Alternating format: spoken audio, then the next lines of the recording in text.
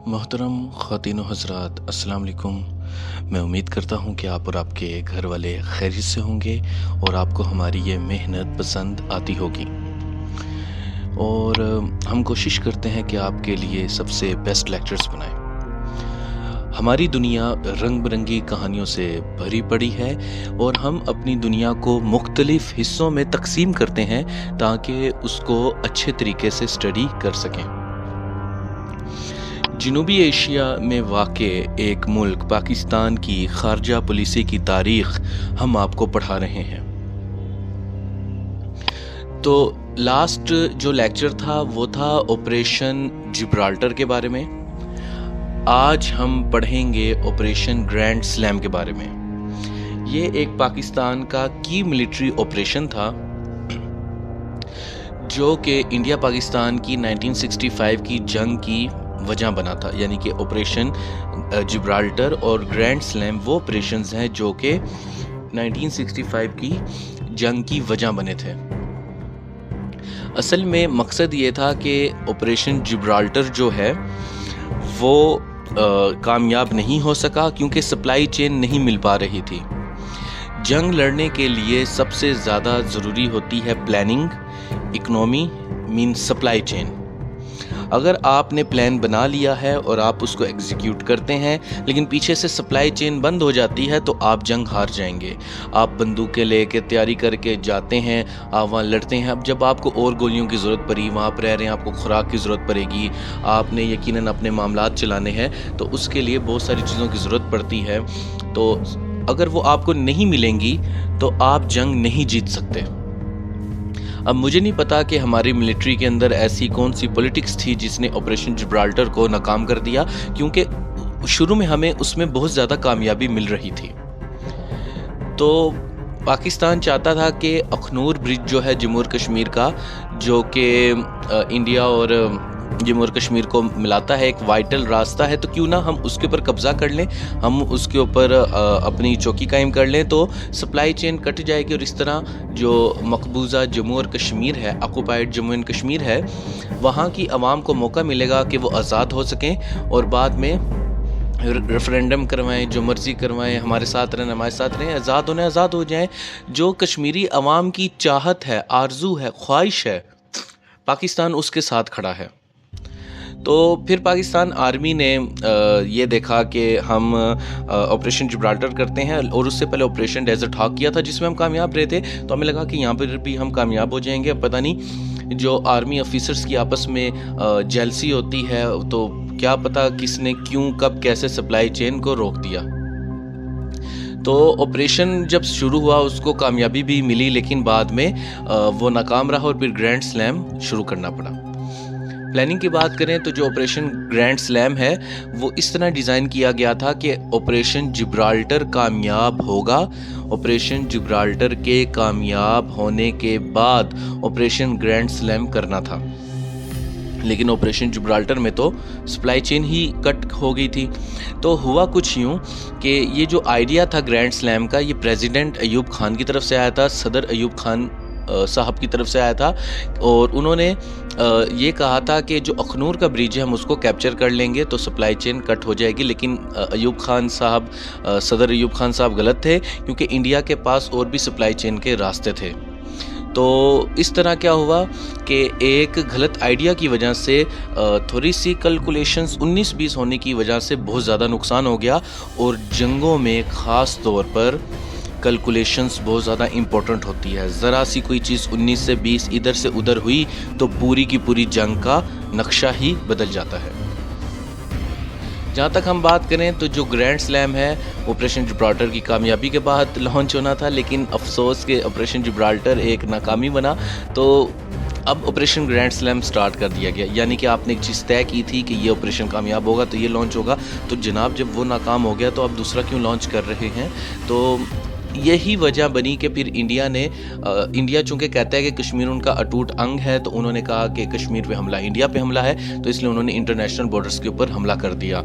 ये एक false argument था, इसकी कोई तुक नहीं बनती। और जो इंटरनेशनल जो ऑर्गेनाइजेशंस हैं वहाँ पर भी उनका ये लॉजिक नहीं चलता, क्योंकि सबको पता है कि जो कश्मीर है वो एक मसला है और वो एक झगड़े की जगह है और दोनों मुल्क उसके ऊपर झगड़ा करते हैं। कश्मीर कोई इंटरनेशनल बॉर्डर्स नहीं है, वो एक कंट्रोवर्शियल जगह है और उसका जो मसला है वो इंडिया और पाकिस्तान के दरमियान मौजूद है। तो इसके अंदर कुछ टेक्निकल इश्यूज थे और जो पाकिस्तान आर्मी थी वो ये सोच रही थी कि हम बड़ी जंग किए बगैर कश्मीर को किसी तरह फ़तह कर लेंगे, जैसे कि हमने पहले कश्मीर का एक हिस्सा आज़ाद करवाया था। अब गिलगित बल्तिस्तान तो पहले पाकिस्तान का हिस्सा है, तो कश्मीरी अवाम का क्या कसूर है कि भाई वो मज़ालिम से हैं और वैसे भी हमारा और उनके दरमियान एक इस्लाम का रिश्ता भी है, तो क्यों ना हम आज़ाद कश्मीर की जगह वहाँ पर भी उसको भी आज़ाद करवा लें। तो अगर जो ग्रैंड स्लैम था वो एक स्मॉल सेक्शन का ऑपरेशन था जिसका मकसद था कि इंडियन आर्मी की कश्मीर में आने वाली सप्लाई चेन को काटा जा सके और उसको रोका जा सके, जिससे फिर कश्मीरी अवाम खुद उनके खिलाफ बगावत करके अपने लिए आज़ादी हासिल कर लेगी।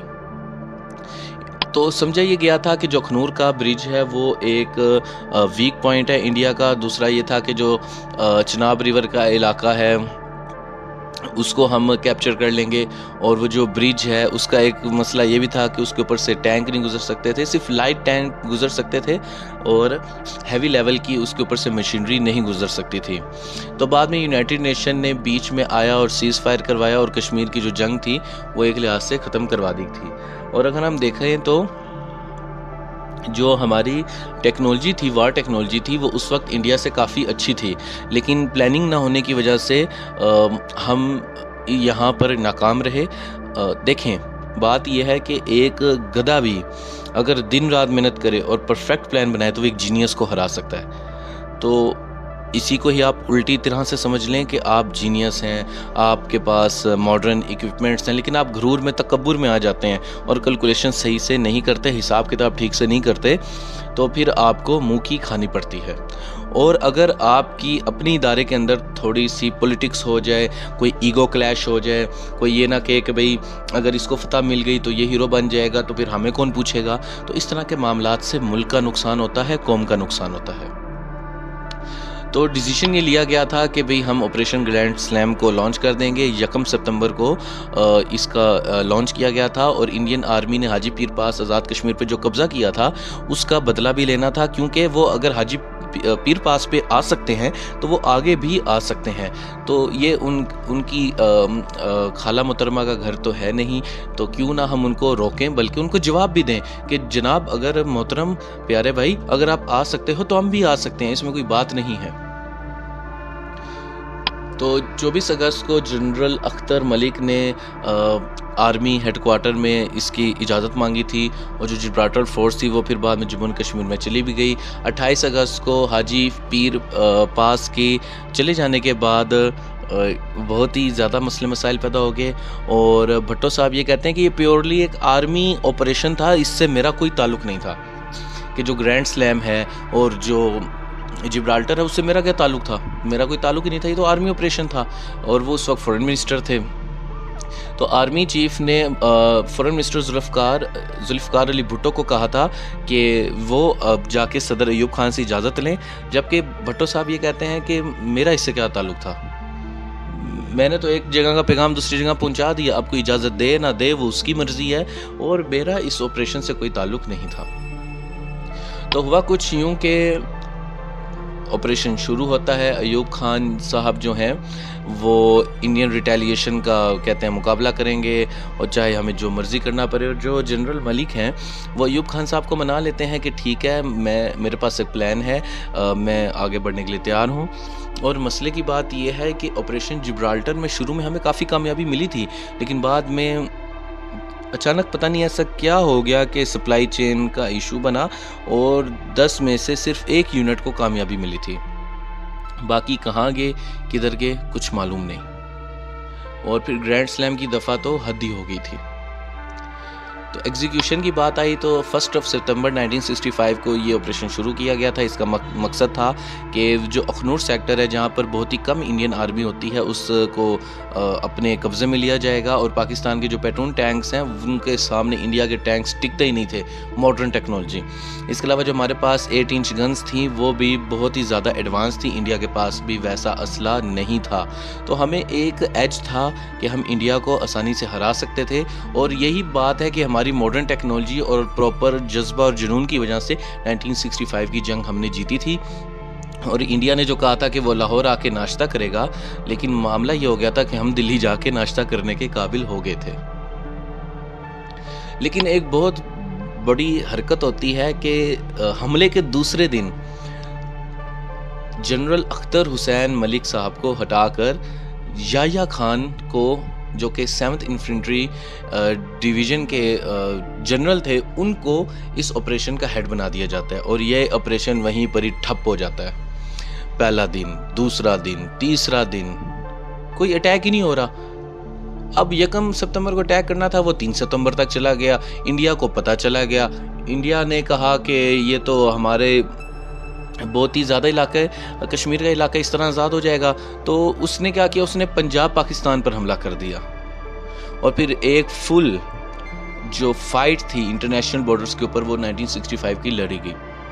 अब मुझे समझ नहीं आती कि याह्या खान ने ऐसा क्यों किया कि उसने हमला देर से किया, रुका रहा, और एट दी एंड क्या हुआ, इंडिया को पता चल गया कि पाकिस्तानी आर्मी वहाँ पे ग्रैंड स्लैम ऑपरेशन करने वाली है। याह्या खान के अपने ज़ाती क्या मकासद थे वो ठीक से तब वाज़े होते हैं जब जनरल कह रहा हूँ, सदर अयूब खान के बाद वो चीफ मार्शल एडमिनिस्ट्रेटर बनते हैं।